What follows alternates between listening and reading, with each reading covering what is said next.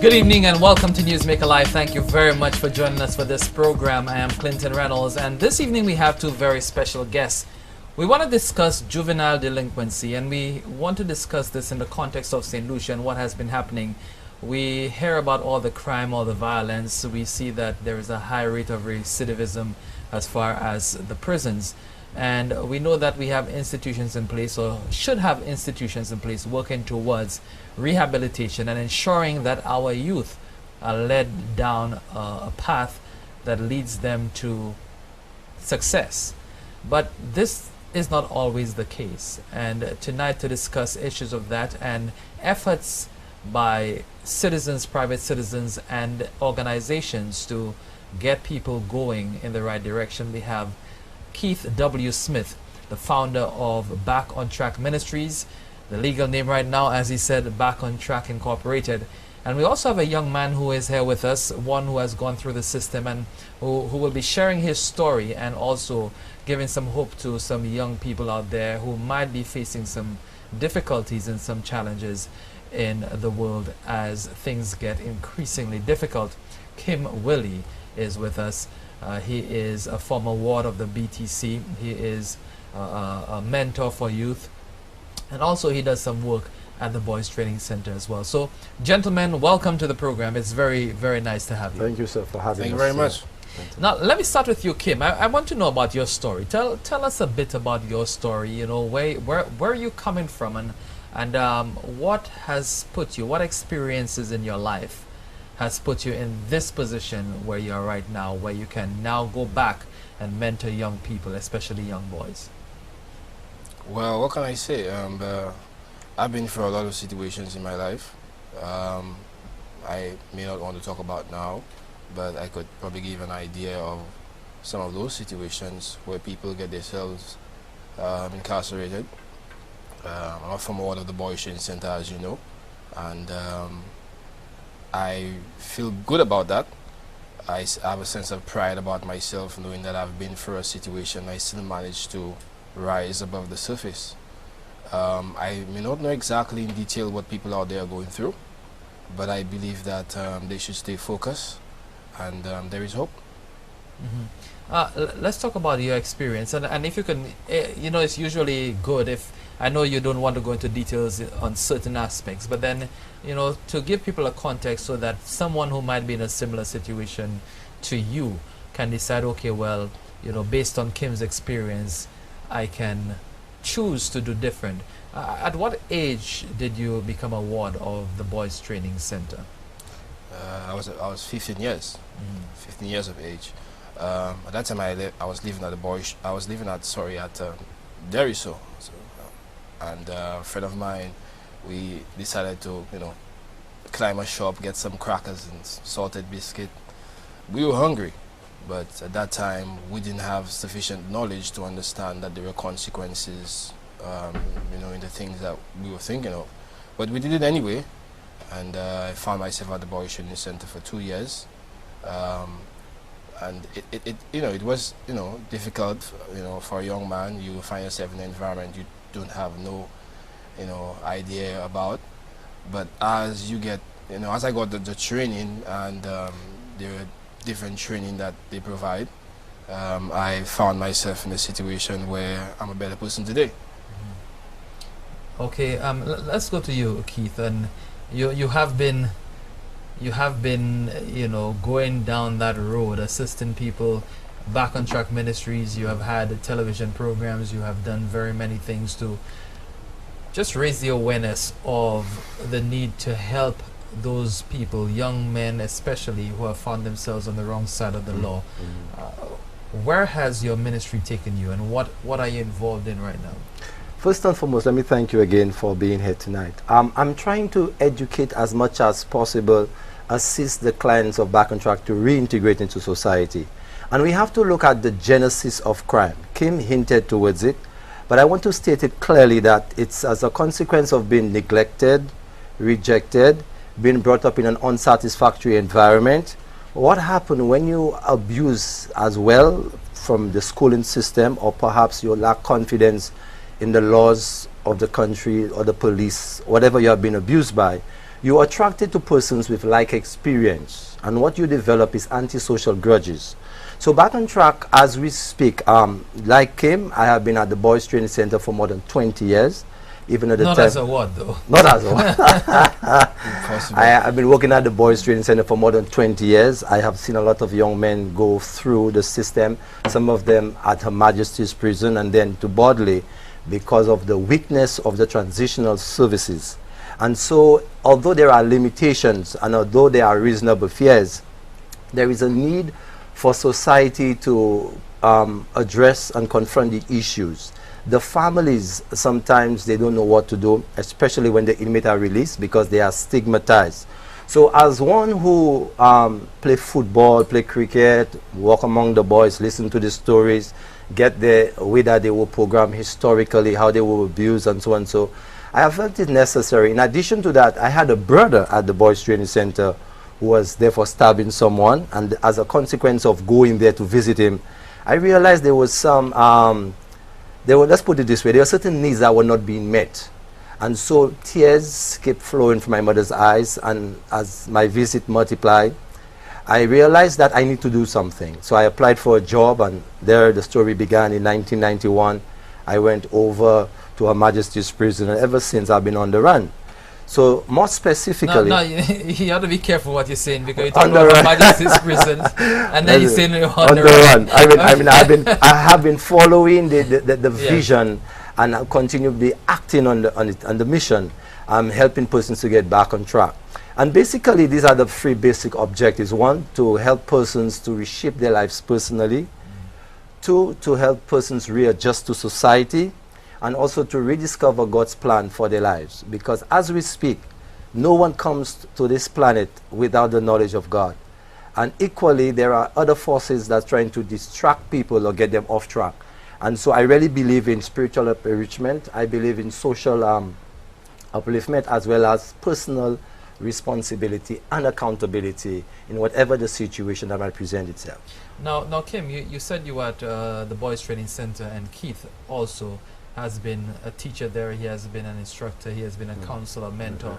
I mean, you have had some interaction with him. Tell me about your experience and how his ministry has assisted you while you were a ward at BTC. Back on Track have assisted me with the guidelines of survival, what a young man should do to stay focused in life, spiritually. To stay focused in the society that we're in, you must have a moral anchor.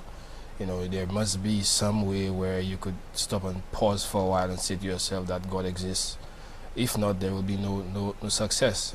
Somebody could give you, a basket of everything that's there, but if God is not part of it, then there will be no success. Mrs. Smith and I has been friends for a long time. Mrs. Smith has assisted me in many ways. I could say thank you very much, Mrs. Smith. Thank you very much. I wouldn't be here if it wasn't for Mrs. Smith, and most of all the Boys Training Center. Why is that? The Boys Training Center taught me, they taught me a course, taught me trades, and I did auto mechanics. And when I left the Boys Training Center, I did computer repairs. I don't know exactly which one I should run into now, but the computer repairs is paying off. So I must say the Boys Training Center. Because you're a computer technician right now. I'm a certified computer technician. And you started that, you acquired that skill while you were a ward at the Boys Training Center. I acquired the skill where I was a mechanic, because they teach mechanics at the Boys Training Center and woodwork and different stuff. So I acquired that there, and I must say thank you very much. But the Boys Training Center can't be the only door to success. I think the doors are at at parents' houses, where parents have to close their doors at 6 and make sure the kids are home. Don't send your child to the Boys Training Center because you think he has no hope, or that's the only alternative to his success. I think that parents should help their children and do what they can do to help their children, instead of sending them out the Boys Training Center. Now that's interesting what you just said, that parents, parents should pretty much monitor their children and re-engage them take responsibility for children's actions. Tell me about you, about how things got wrong, how you ended up with your friend going to that shop and stealing crackers. Well, I was in the countryside with my grandmother. There's a lot of mangoes there and stuff. My mother was in Castries somewhere. My parents, I don't really know them. My dad is overseas. My mom is somewhere floating around. And I was with my grandmother spending some time with her. And some friends, we came together. We decided we'll go to that shop and get some crackers to eat. We went up there. We sold crackers and tuna fish and lots of juice. Turns out there was a consequence for that. But how that happened is when an individual doesn't kind of distinguish good friends from bad friends. Because if I have the intelligence to distinguish good friends from bad friends in the past, when I was 15 years, then I would never end up at the Boy Shooting Center. But it has been, that experience still has paid off. So I could say it's still a plus for me. Yeah, but you said your parents, I mean, you don't have a strong relationship with your parents. Your mother is somewhere, you said, in Castries. Your father is overseas, so you don't have that rapport with them. Your grandmother was the parent figure for you. Yeah. And how much of that was a factor, your parents not being around to guide you, to direct you, to give you advice, to provide that sort of security that every child in the society needs? Well, my grandmother, I mean, people in the South don't see things as, they see things very differently. You would get up one morning and you'd find yourself in the forest. It's very different to how, other parents are, where they would get all the privileges, or be at pizza, and get all these good, good opportunities. I didn't have that. I would get up in the morning and find myself in the forest cutting, trees and doing all kind of stuff. And that's how my grandmother, she taught me how to clean, wash, cook. And I believe every young person out there should know how to do that. And that still has paid off, despite the limitations where my parents wasn't around. Let me come in at this. Yes, You see, parenting, behind every delinquent child is a delinquent parent. Some people don't buy into that.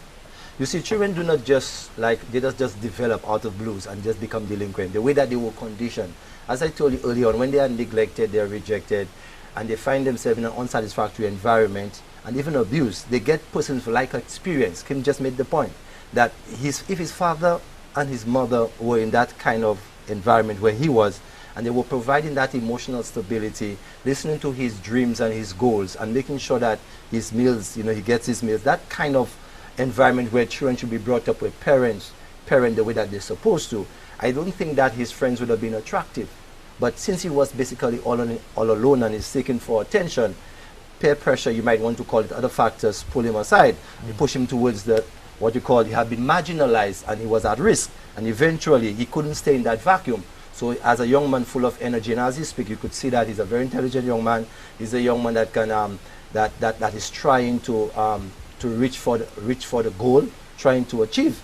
And so with that kind of energy, when you cannot get it in a positive, on a positive level or track or in dimension, it have to be diverted in another form. And so that same positive energy turned on the other side, flip on the other side, and he was engaged in what Now, that was a moment in his life. Now I want to come back on the parenting, but let's take our first break on Newsmaker Live. When we come back, we'll discuss parenting in particular and what influence parents have on their children's lives and what they turn out to be in the future. Stay with us.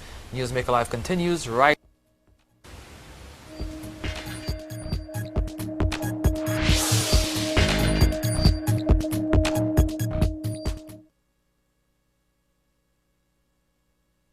And we're talking about parenting before we went to the break, and parenting is so important. You made the point that behind every delinquent child there is a delinquent parent. Some people might not buy wholeheartly into that theory. I am one who does not. For the simple reason that you have some children, and you see them all around. They have all the privileges. They have what we might consider very good parents, but yet they decide to do their own thing. Now, I'm not saying that this is more the norm than the exception, but with every rule there is an exception. I mean, how would you, where would you place those children or those individuals, and how do you begin to resolve the issues that they have? Because obviously they would have issues. Okay, well, first of all, there is a proverb in the scriptures that says the parents have eaten sour grapes and their children's teeth are set on edge. You see, a child does not just turn out to become a criminal or delinquent. It takes training to become a doctor. It takes training to become a lawyer, a media person like you. It takes training. It takes training and conditioning to become a criminal or to be delinquent. I don't care what parents tell me. If you trace it carefully, they may have provided the physical needs, but they may have inadvertently did not take care of the emotional and the psychological needs. There may be certain parents who are physically present, but they are emotionally absent. They may give the child the latest gadget, the latest technology and everything going. Send the child to university, but the child might still have a vacuum. Let me put it to you, and some females don't like that, but I'm going to say it tonight. A woman can tell a young man the way, but only a man can show a young man the way. And a lot of females I'm referring to, do the research. Most of the young men who end up at the boys training center, like him tell you, either the grandmother was taking care of them, or their sister was taking care of them, or their mother was taking care of them, or an aunt was, only females that were in their life. And when the time came for them to stand up on the inside, to get direction and correction, the man was absent in their life. And there are a lot of hurting women tonight. They tried very hard with a young man, trying to help him the best way that they could. But there comes a time in the whole transition from childhood to teenagehood. Children, I'm making that point, teenagers, they are like cement. They are soft today and they're hard tomorrow. And there are a lot of parents who will want you to believe, I challenge them, who want you to believe that they did everything that they could. And the everything would mean, well, I send them to school, I give them everything. But they didn't really work hard enough to parent the child together so that the emotional and the psychological and the social needs were met. Do you agree? I challenge that. For Well, my I reading. mean, you know, there are a lot of situations where you find there are single parents who are doing pretty well with their children. There are situations where a father alone is raising his kids, and some of them turn out to be okay. But you know, there's a law where you know, both parents should be there. I mean, that's a spiritual law. I call that. God must. I mean, if you're gonna, you know, make up your mind to have kids, I mean, you know, you'll have to come together, and both of you are supposed to be there. You know, the bad thing is when one leaves. If the father leaves, then you know, you find there is a support that the child may needs that the mother may not understand. But there are cases where you know, single parents do pretty well with the kids.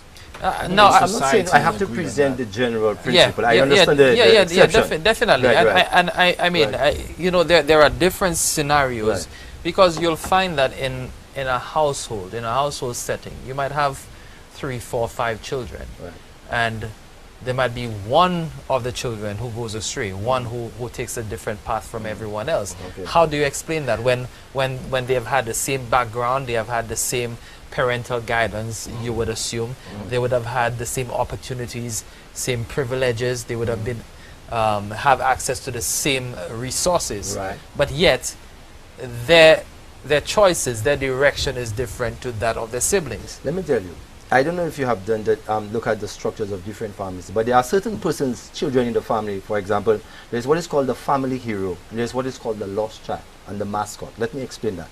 The family hero is that child that the parents always boast about and how well he or she does in school, and how that child represents the family in a very positive way. If you look into any family, you'll get the family hero, the person that makes the family appear proud and successful. Now, there might be a child who locks himself in the room, and that child is seeking for attention or direction, but that child is almost unnoticed in the family. That child, whilst he is left to himself or herself, that child starts to develop a thought pattern and certain attitudes, and the parents might not identify that. Eventually, they start exhibiting certain domestic problems, and certain parents, they sweep it under the carpet, believing that it will disappear with time. But children are not like some kind of mannequin you see in the showcase, that you could just assume that they're all right. Children have to be engaged. You have to make sure that you listen to what your child is saying and what your child is not saying. Parents must have free ears, not just the two that you're seeing right now, what the child is not saying. And I'm telling you, parenting is not just a task, it is science. It is a very serious matter. And children do not just turn out to be good or bad.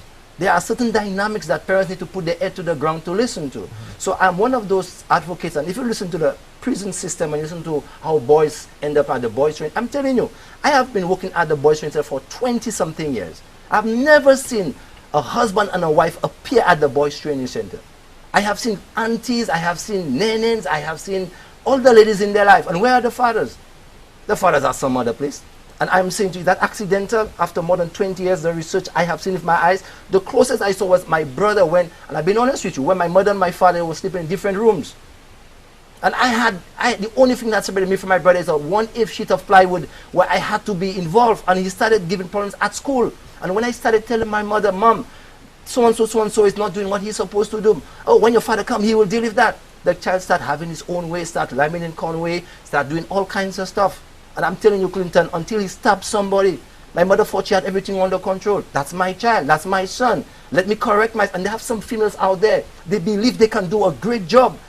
Some of them don't believe that they can. They need a man in their life. So I am saying to you, Clinton, there is what is called the family hero. There is what is called the lost child in the family. And there's also certain children that do not communicate. But the fact that they are not speaking, they have serious issues.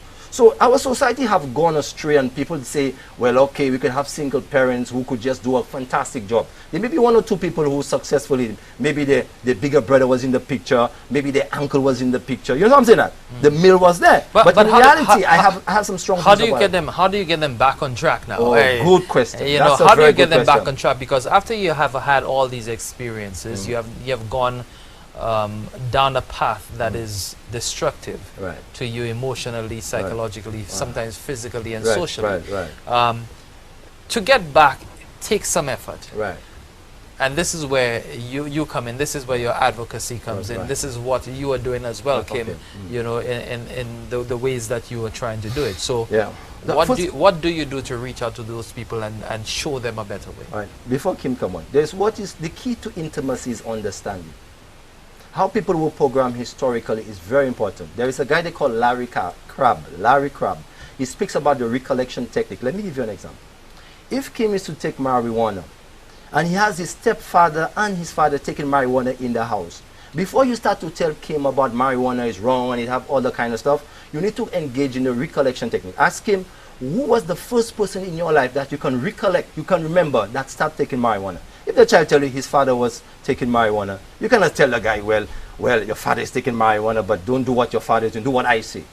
Children, the truth with children are caught, it is not taught. Children catch things. You know what I'm saying?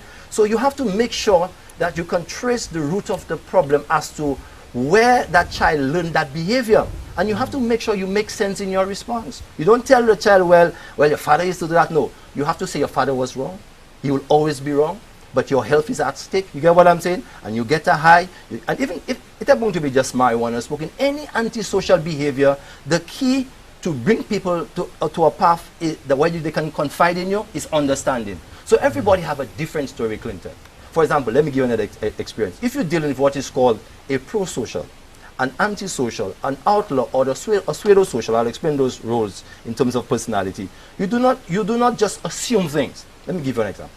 If you talk about somebody that is a pro-social, somebody who goes into board, you go into board, the person have committed a crime for the very first time, they are an offender.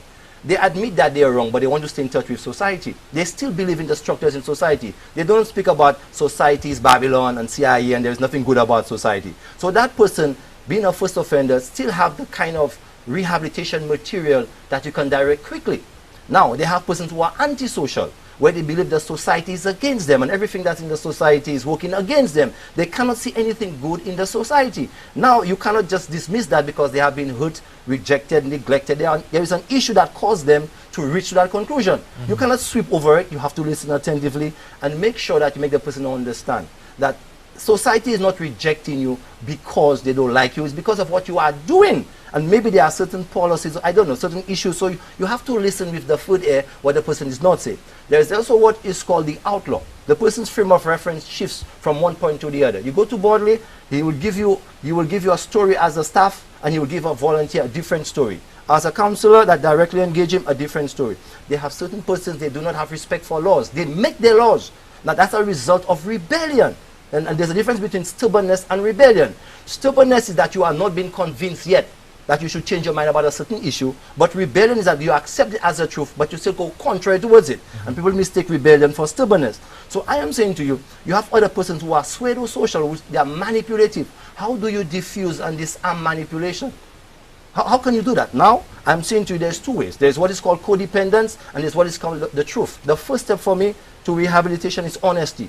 If I think, give me one story, you give the officer another story, you give your family another story, brother, stay far from me until you start learning to speak the truth. So there is a science involved, and it's not no accident. Success is no accident. I don't go into boardroom, just sit down there and smile and open a Bible. I have a lot of things that in the background that tells me whether or not that person is pro-social, anti-social, pseudo-social, or an outlaw. You understand? And this is where the education process begins. Now, so, I know, Kim. I know, Kim. You may not have that level of background that Keith has, you know, in understanding these concepts. But of course, you do what you can to reach out to young people as well. Being a mentor, you also work at the Boys Training Center in some capacity. So tell me about that, and tell me how you have used your challenges in a positive way to affect others. Well, you know, if I wanted to help somebody and I know that person in a situation, I would speak to their parents. Sometimes the parents more need help than the children. Sometimes you may never know what is happening in the house. Sometimes you may focus on the children, but you never know where they're from, the community, what is going on there, if the parents work, the educational level. There's a lot of things that we have to get into, but we have to get into the household, because that's where that's where the problem started in the first place. Right.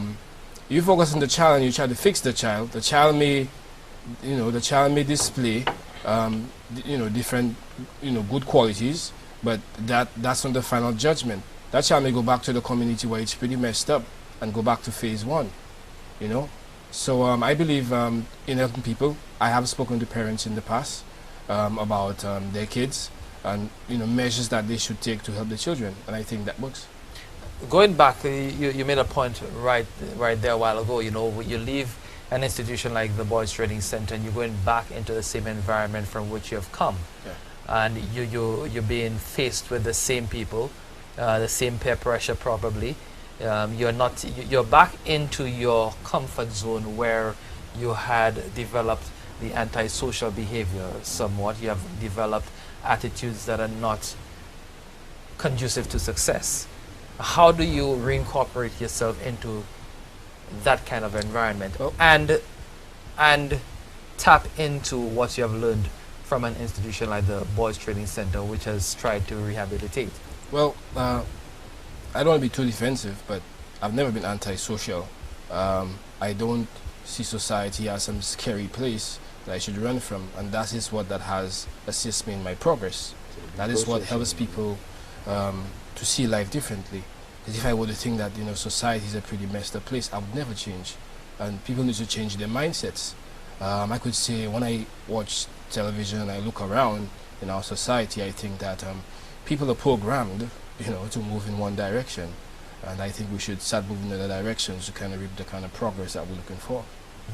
And we have to try to bring that kind of mindsets in institutions to change it for the better. And the mindsets that I'm talking about is caring for people more, and sharing, and doing all that we can. Go to the parents' houses, find out what is going on there. More people should come out of the Boys Training Center. You're watching Newsmaker Live, and we want to take your calls in a moment so that you can add your voice to the conversation and also ask Kim and Keith some questions that might be burning for you. So we'll put up the number so that you can become involved in the conversation. Now, it seems that we are going down a path in our society. A few years ago, you had a number of assassinations, killings were rampant, blood was flowing along the streets. The St. Lucian soil was crying because of the murders. I mean, in your time, and these were not things that you were exposed to. I'm sure that things have got worse since you were at the Boys Training Center. Can you identify what a possible reason is that things have got so bad? And just before you answer that, let's take this call. Good evening, caller. Please go ahead with your question.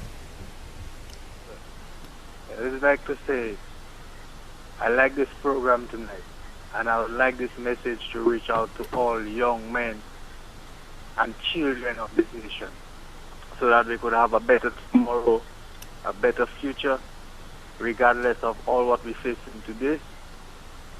Good night, sir. Thank you, sir. Thank you very much for that comment. Going back to the question, what do you think led to what we are experiencing right now? Well, what I can say is that society, I think, solution on the whole is, there are people suffering, and there are people that are unemployed, but I believe that we're going forward. I believe people are using their discretion when it comes to spending money. I think people are more taking life seriously. I think when you look at the news today, parents lock their doors at 6, and I think that's great. I think that's But some still are not locking the doors. But let's take this call. Good evening, caller. Please go ahead with your question. I love the program. I love what he's speaking about. But I think he should be practicing what he's preaching. He should be getting along with his neighbors as well. Thank you. Thank you very much. I think that was more a personal thing. Yeah. But I mean, you might have more context, or you might have context to what you said. I don't. Sometimes we don't get along with people, and that's just part of life, for whatever reason. Good evening, caller. Please go ahead. Yeah, good evening. I want to make a contribution. Please go ahead, sir. Hello, good evening. Good evening. Clinton, I'm watching your program there with your guest, and then I believe it is a good thing for society, which I think I have one of my niece on the show, that's Kim.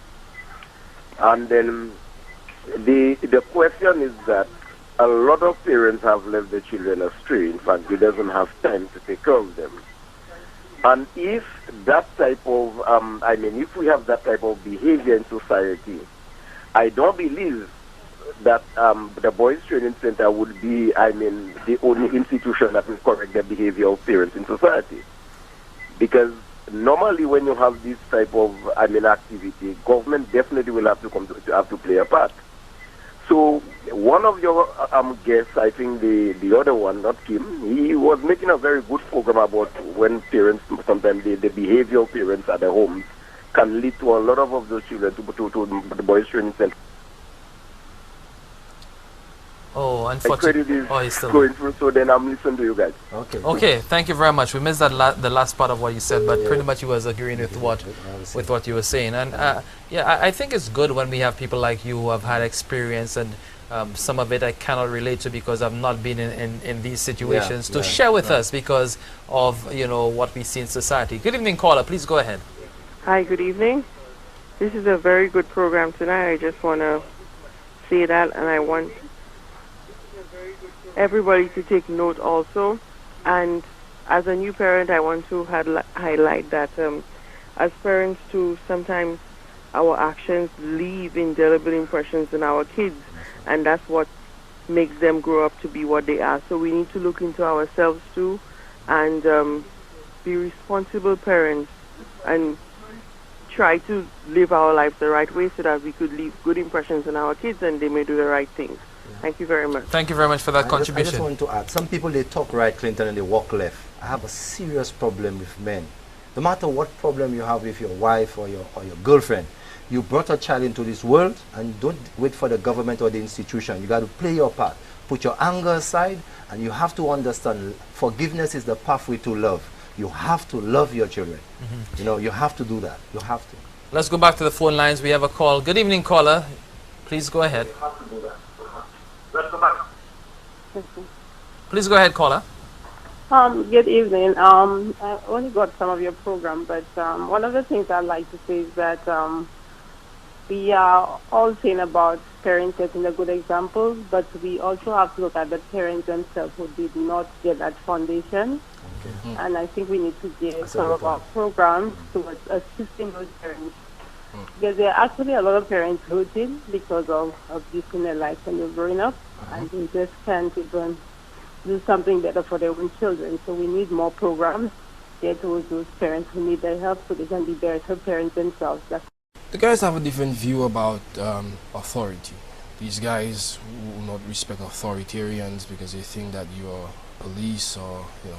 So I would try to mingle with them in all aspects. If they're playing football, I'm playing football too. If they're playing basketball, I'm playing basketball too. If they're cutting bushes, I'm cutting bushes too. So you try to kind of let them know that, you know, you're there. You're not some kind of, you know, monster if a whip, or you want to abuse them. You know, you want to make them understand that you're human too, and you understand the situations.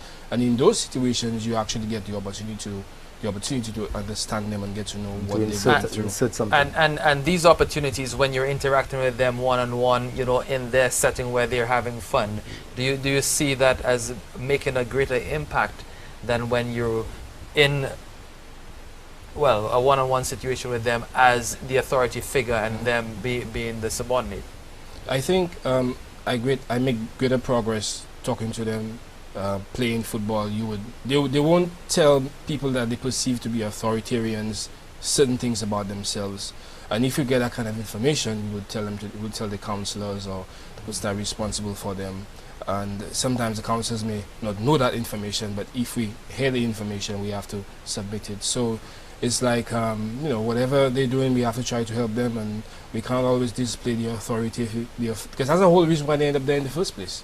They've views about society and, you know, police, and, you know, their views is that, you know, police is there to kill them and shoot them and stuff. So if you use that kind of measure of interacting with them, they may get intimidated.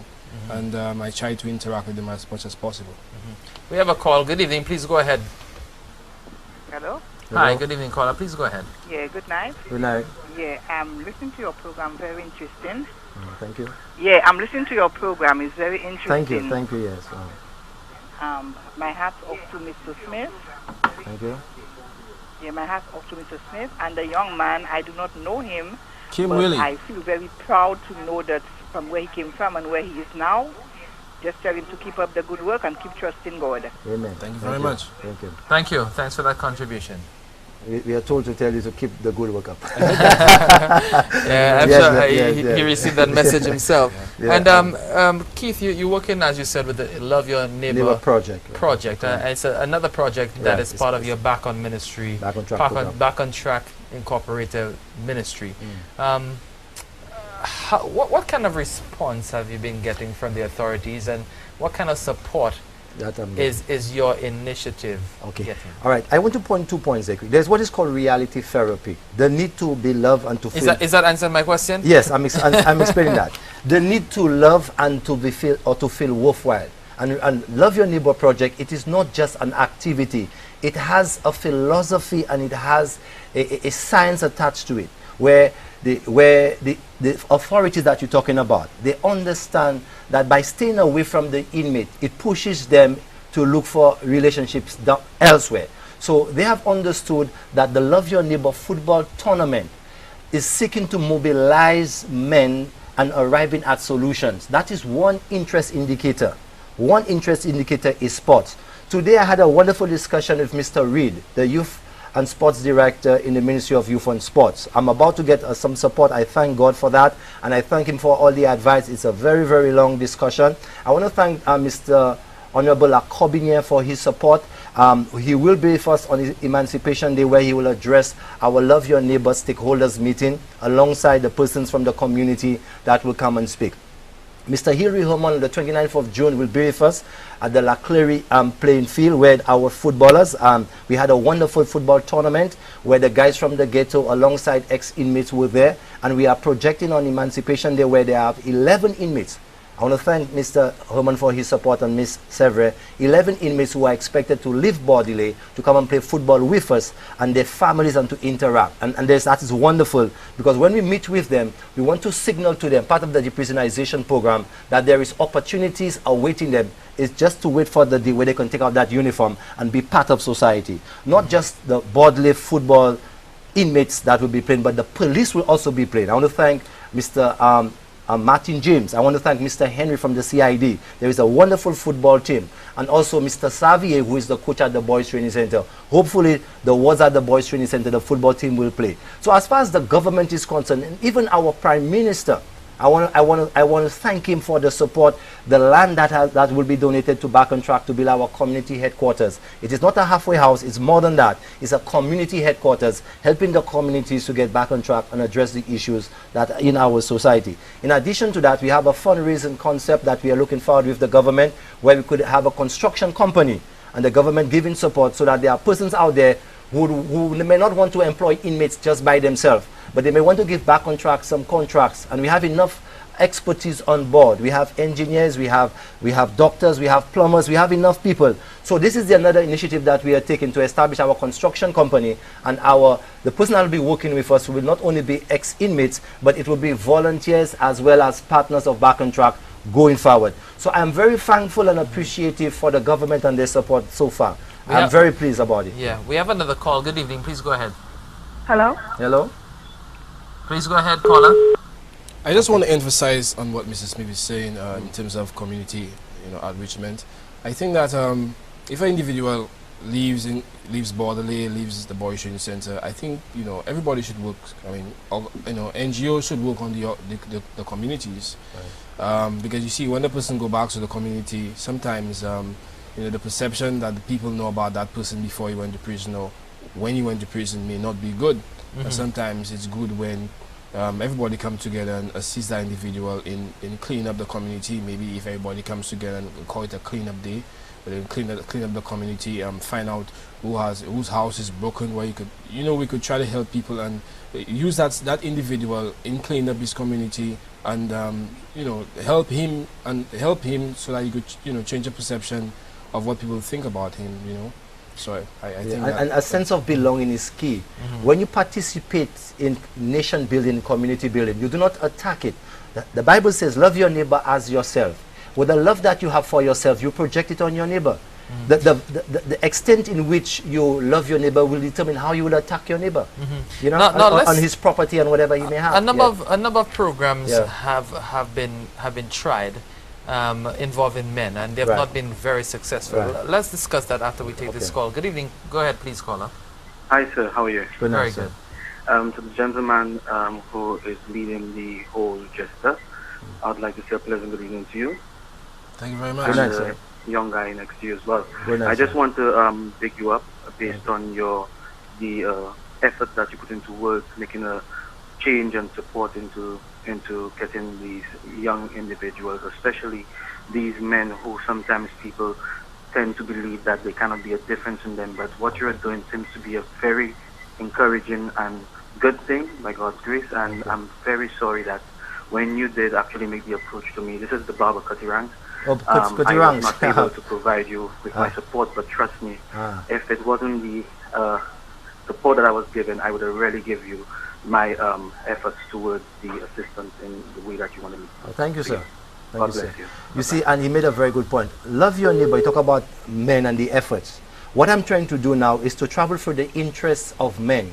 Haircutting, the barber just spoke a while ago. Men are interested in their looks. Like tonight, there you look like a Professor Malcolm X. Now, not all the time. I cannot get you perhaps to match in town, but I might be able to bring you where the focus on your image is very important. So men are interested in their image. Men are interested in sports. I don't believe in marching around town to fight crime. I think if we have to match to the ghettos, match to Borderley, match to the Boys Training, match. I don't believe men. But let me put this to you. I mean, you don't believe in it, but I tell you why. I'll come to that. Okay. But there's certain people who might believe in it. Would it not send a stronger message, even though this is not your thing per se? That you unite with people who might be fighting the same cause, but look at using a different approach, just to show support. That sort of solidarity, that strength in numbers, and you're coming together, and as a result, there are people who you may have influence on who might join in. And who might be influenced as a result. But you see, good about planning and programming. The matches that have been put on, right? It's more like it's staged. You have a parliamentary rep speaking, you have a professor or an expert, they're speaking.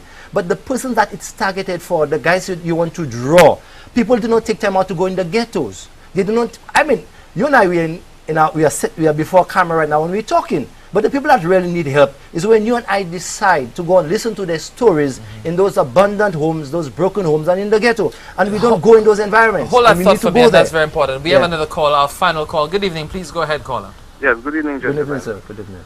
Okay, I'm listening to the show, the program, and I'm very much interested. I appreciate the effort that is he a pastor, sorry? Well, I'm not a pastor. I love the Word of God. I preach the Word of God, but I want to say that I'm a social worker, and I believe that I'm just a volunteer. I love my country, but I love preaching. Let me say quickly, I preach in the Adventist church. I preach in the prison. I love the Word of God to my heart. I love it. Yeah. All right. Yeah. It's all good. Yes. Just something I wanted to draw to your attention. Please. Because I believe you're doing it consciously. But when you make reference to the ghetto, you basically stereotyping persons, and I'm sure I'm actually from there myself. Yeah. They are hardworking individuals who come from those kind of areas. Okay. And the fact that you can mention or reference, I should say, to them in such a negative light. Like I said, I think that you're doing it subconsciously.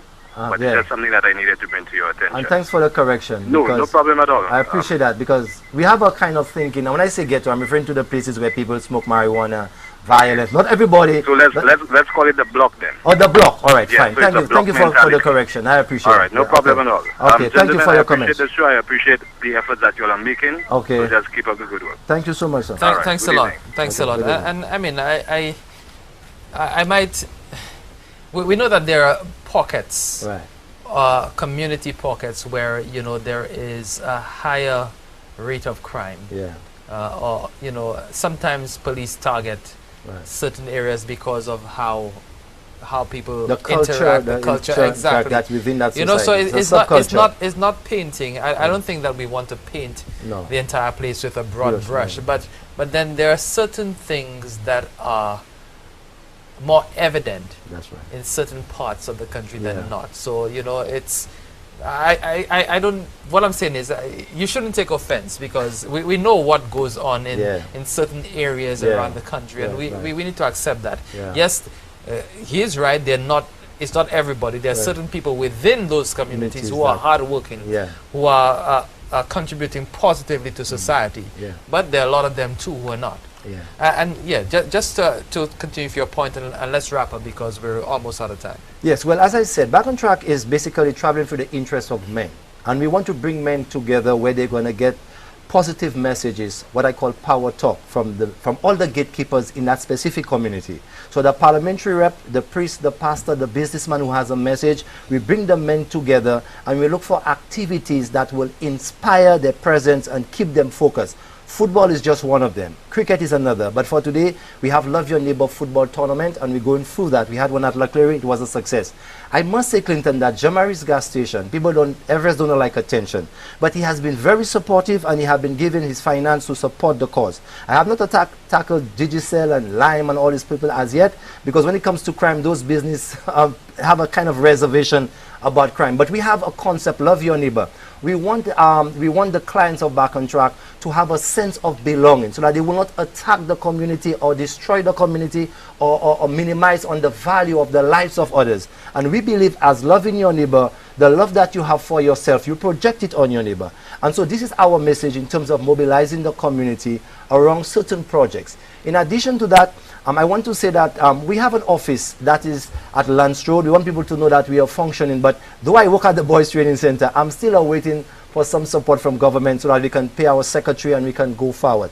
In addition to that, we want to work with the families, because before the guys leave, I don't know if I have much time to say that, but we're looking at... we need to wrap. So I'm saying to you, we have certain programs, and I cannot say everything on air, but if you're interested, maybe you should call Bodile and tell Bodile that you want to get in touch with the program that Back on Track has. We will need a report from your priest or from your pastor. You don't have to be a Seventh-day Adventist, whatever it is, but we need a character recommendation. And so we can provide the training that you need, and you can accompany us or support us in our pre-release program. It's non-denominational. You don't have to be going to any specific church, and that's very important. Or any church for that matter. Or any church. But you must have a character, you must be trustworthy, and the authorities at Bodile must be confident that you will not come and create problems. So we are saying yes. And also we are saying yes to the inmates who are, we want to have what is called a football tournament, a small goal, maybe starting from Father's Day very soon before we have that major program on Emancipation Day. And I just want to say thanks to all those that have supported. There are many, many people. I'm from the government, and there are many people, but I just want to say thanks to everybody. And I want to encourage Mr. Willie. Now we have been on television. You have been doing very well so far, Mr. Willie. I have a strong confidence that the Lord will cut for you a road in the sky. Let's keep on trusting it. Kim, just final words? I just want to focus on, thank you very much, Mr. Smith. You're welcome, sir. I just want to emphasize on the people that are out there that are suffering. I have a job. There are many people out there that are not working. Hey, you have to stay tough. You have to stay strong. You know, things may come across that may make you do things. Just try to keep your mind, stay focused, pray. Read Psalms 23. Don't let nothing change your mind and make you do something you don't want to do. And your better days may come. That's what I want to say. Well, gentlemen, I want to thank you so much. I don't think I could have had better guests for this night, for this evening's program. I mean, it has been truly a pleasure speaking with you and getting your insights into why, you know, we have some of the problems that we have and some of the solutions to these problems. More importantly, Keith W. Smith, founder of Back on Track Ministries, and also Kim Woolley. Thank you very much. He is a youth mentor, former ward of the Boys Training Center. Well, just a program note, tomorrow night we have another very special guest coming on for Dollar Factor Live, Jermaine Defoe. He is a forward with Tottenham Hotspurs.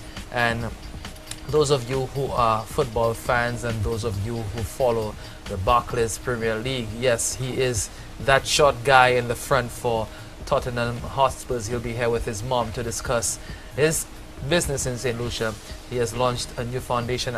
In fact, he launched it this evening at Coconut Bay, and he'll be talking a lot about that and also his life in St. Lucia and with his mom, also his career in the UK. So join Delia Dolor with that conversation with Jermaine tomorrow, 8:30 on DBS.